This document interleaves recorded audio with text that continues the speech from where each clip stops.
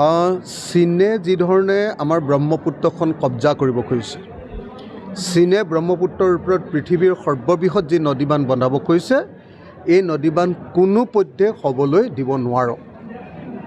আমি অসমৰ মানুহ, আমি উত্তৰ পূৰ্বাঞ্চলৰ মানুহ আৰু সমগ্ৰ ভাৰতে আমি চীনে ব্ৰহ্মপুত্ৰৰ ওপৰত বন্ধোৱা নদীবান্ধ বন্ধ কৰিব লাগিব আৰু কোনোপধ্যে যাতে ব্ৰহ্মপুত্ৰ নদীৰ ওপৰত তেওঁলোকে অধিকাৰ সাব্যস্ত কৰিব নোৱাৰে, আমাৰ নদীৰ ওপৰত নদীবান্ধ বনাই উত্তৰ পূৰ্বাঞ্চলক ধ্বংস কৰি দিব নোৱাৰে আৰু আমাৰ গোটেই ভাৰতবৰ্ষৰ ভিতৰত আটাইতকৈ ডাঙৰ জলৰাশিৰ ওপৰত যাতে তেওঁলোকে অধিকাৰ, তেওঁলোকৰ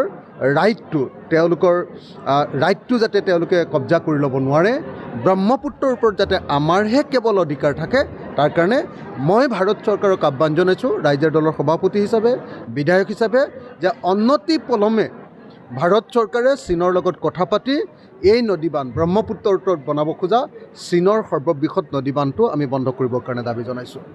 তাৰ কাৰণে প্ৰয়োজন সাপেক্ষে আমি ৰাইজৰ দলে ইয়াৰ বিৰুদ্ধে প্ৰতিবাদ কৰিম। দৰকাৰ হ'লে দিল্লীত গৈ চীনা দূতাবাসত গৈ আমি ধৰ্ণা দিম আৰু মই সমগ্ৰ উত্তৰ পূৰ্বাঞ্চলবাসী ৰাইজক সচেতন হৈ চীনৰ এই দুষ্কাৰ্যৰ বিৰুদ্ধে, এই ভয়ংকৰ ষড়যন্ত্ৰৰ বিৰুদ্ধে আমি মাৰবান্ধি থিয় হ'বৰ কাৰণে আহ্বান জনাইছোঁ। চীনে এইটো অকল আমাৰ নদীখনৰ সম্পদেই দখল কৰি নলয়, চীনে ইয়াক যুদ্ধৰ এপাত অস্ত্ৰ হিচাপে ব্যৱহাৰ কৰিব পাৰিব। কাইলৈ যেতিয়া বাৰিষা কালত একেলগতে নদীৰ পানী একেটা সময়তে এৰি দিব, আমাৰ ইয়াত বৰষুণো হৈ থাকিব আৰু চীনে নদীবান্ধটোও খুলি দিব, তেতিয়া সমগ্ৰ উত্তৰ পূৰ্বাঞ্চলটো মানে একদম ধ্বংস হৈ যাব।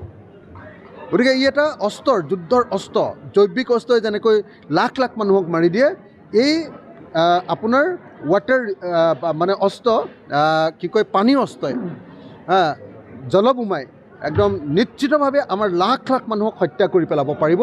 সেইকাৰণে নদীখনৰ ওপৰত আমাৰ অধিকাৰ প্ৰতিষ্ঠা কৰিবৰ কাৰণে, নদীখনৰ পৰা সম্পদ আমি আহৰণ কৰিবৰ কাৰণে, নদীখনৰ ওপৰত আমাৰ মানুহ জীয়াই থকাৰ কাৰণে, নদীৰ পানীৰ ওপৰত আমাৰ অধিকাৰ সাব্যস্ত কৰিবৰ কাৰণে আৰু নদীখনৰ ওপৰত অধিকাৰ সাব্যস্ত কৰি তেওঁলোকে আমাৰ মানুহক জলবোমা দি মাৰিব নোৱাৰিবৰ কাৰণে আমি সকলোৱে ব্ৰহ্মপুত্ৰৰ ওপৰত চীনৰ সৰ্ববৃহৎ নদীবান্ধৰ তীব্ৰ বিৰোধিতা কৰিব লাগিব।